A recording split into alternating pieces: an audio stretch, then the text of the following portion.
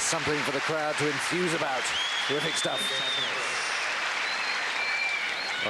The nice thing about the fall is that he just didn't lose his composure. He kept his eye on the ball and did the best that he could possibly come up with.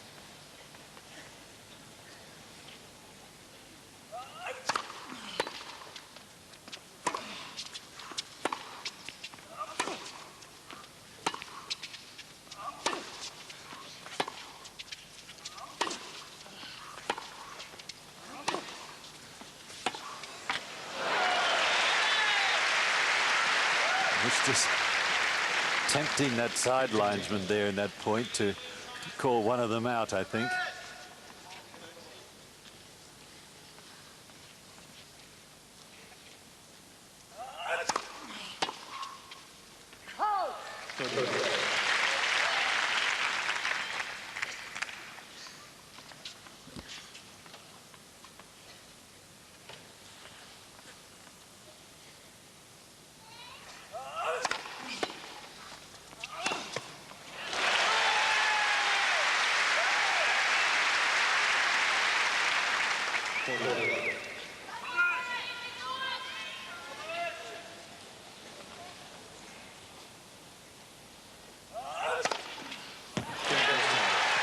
First ace of the match from Thomas Muster, and the Austrian is definitely into the contest now.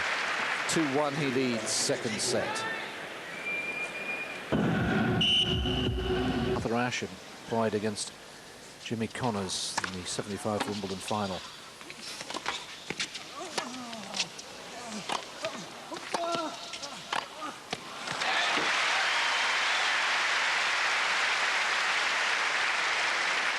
Very smart tactics that day by Ashe, and I remember before the match that in the dressing room, I'm not sure that there's one person that said that Ashe would beat Connors.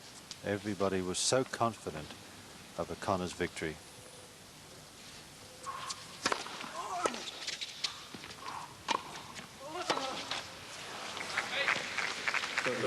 But that match taught everybody that if you play your own game, but with variations, depends on the strengths and weaknesses of your opponents, it's amazing how well you can do.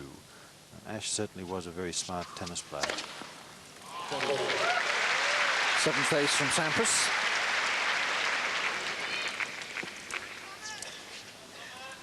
Yes, how we miss him. Lovely man, and very good commentator as well.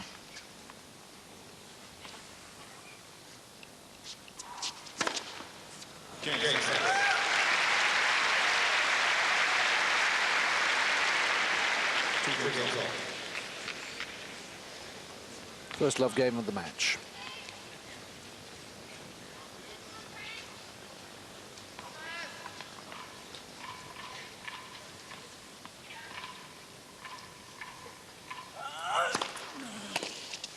String's gone. Got to get up to the net.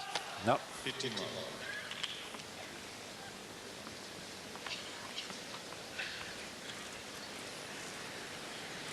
Well, he's done pretty well by his standards, Bob. He's gone a whole set and a bit without breaking a string.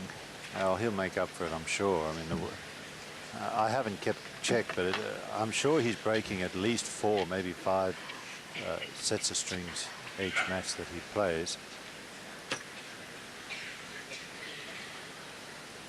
Bjorn Borg, who had his strings really tight. Unbelievably tight, especially when you think that he used the wooden racket, and the wooden rackets had a much smaller head than the modern rackets. He was up over 70 pounds, and he couldn't get them tight enough.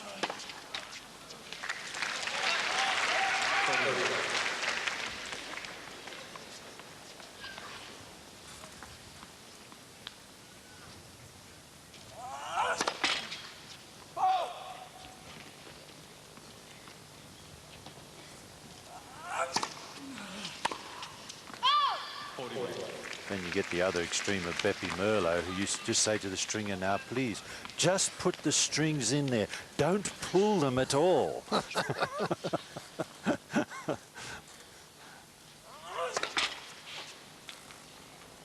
Lots of characters in the good old days.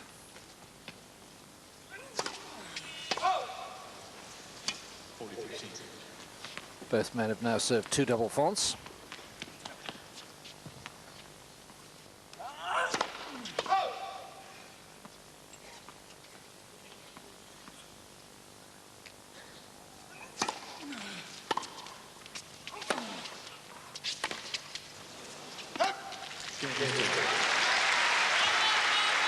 So we stay on serve in the second set, 3-2. Muster. The Jimmy Connors game and had worked out a tactic to beat him and was successful. And my comment yesterday about Tim Henman, you know, watching Moya and Chang study.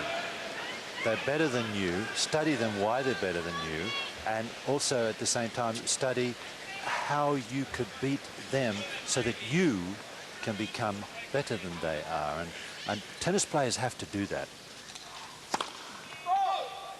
Yes, that's one of the most encouraging things about Tim's career so far. He normally has learnt from his defeats.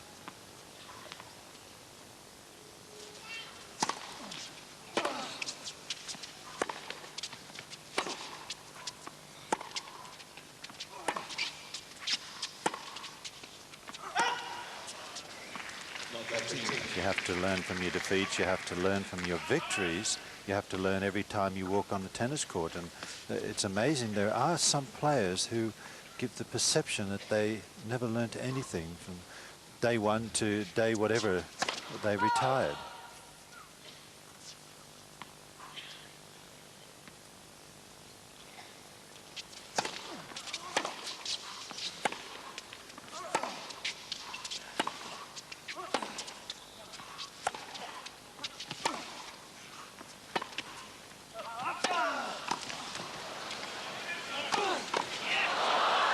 It's out.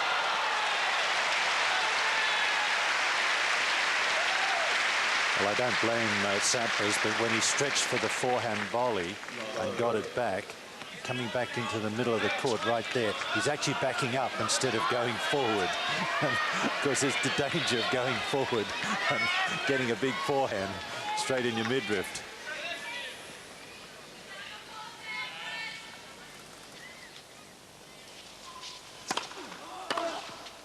Oh yes, that time the serve wasn't wide enough.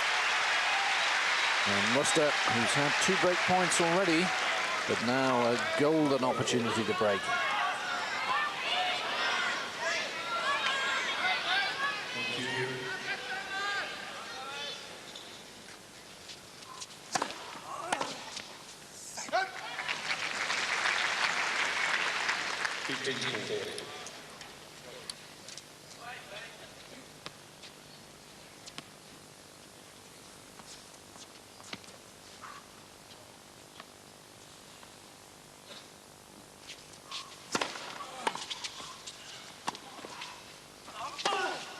Yep.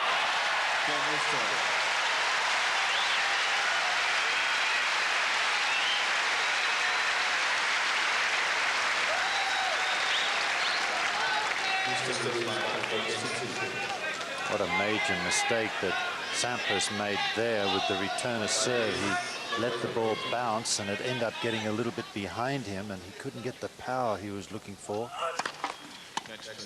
Good returning by Muster. Now the match is starting to come alive.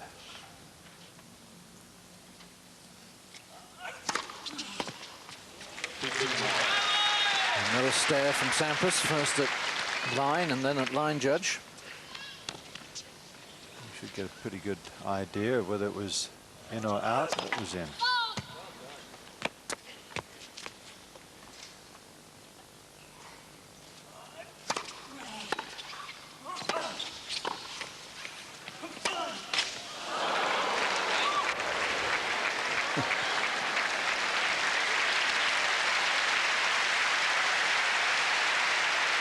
And the crowd's really warm to Thomas Muster, of course, a man who's declared his intention of living in Australia once his career is over. Built himself a place up in Nuva Heads in Queensland. Where the heck is that? Come on, you're the Australian. Yeah, I know, but I haven't heard of it.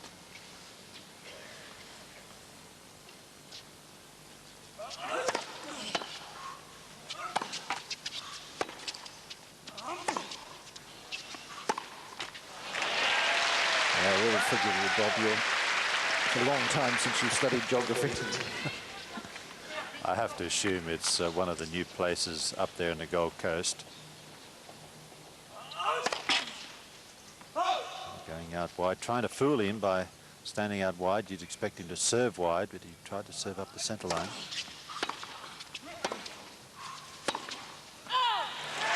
Three games in a row for Thomas Muster. And at the moment, we seem to be heading for one set all. You rejoin us, Sampras will be serving to stay in the set after being comprehensively outplayed in the first. 2-5 then, Sampras to serve. Ace number 9.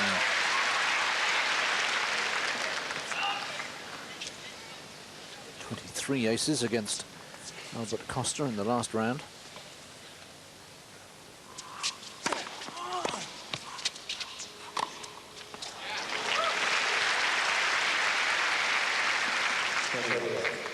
Well, he may have served the 9 aces, but he's serving well within himself. He's not going absolutely flat out. He's obviously trying to get a reasonably high percentage of first serves in so that Muster has no chance to, or fewer chances to attack the second serve. Well, that's just a staggering point, really, because that's as good a return as Muster's hit. And Sampras deals with it so well. Very deep and a good serve, but Muster seemed to give up on it a little bit.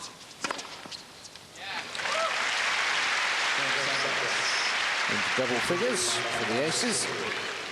And now the real test for Thomas Muster. He's built the lead. Can he convert it into the set?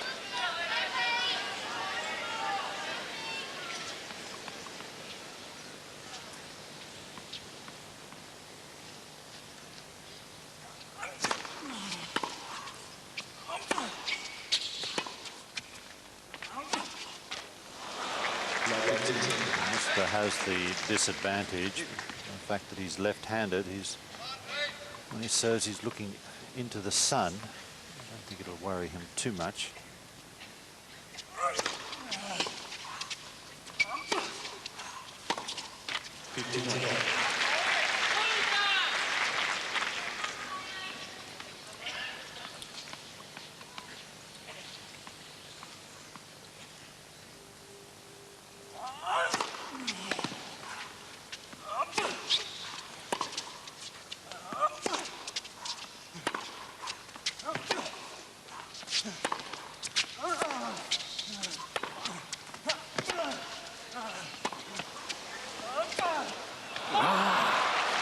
Yes, he'd done all the hard work. He'd stayed with the big forehands. He really had an opening of his own.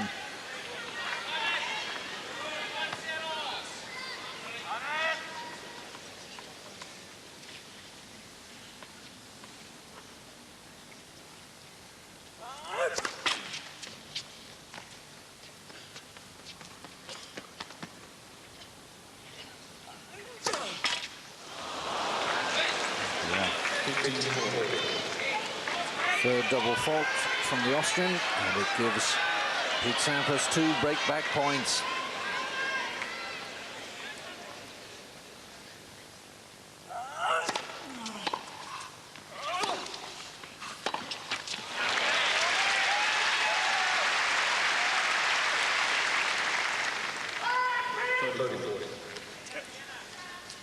Well, he just didn't do enough with the return of serve, and I mean, would you believe that that backhand pass almost bounced before it hit the net?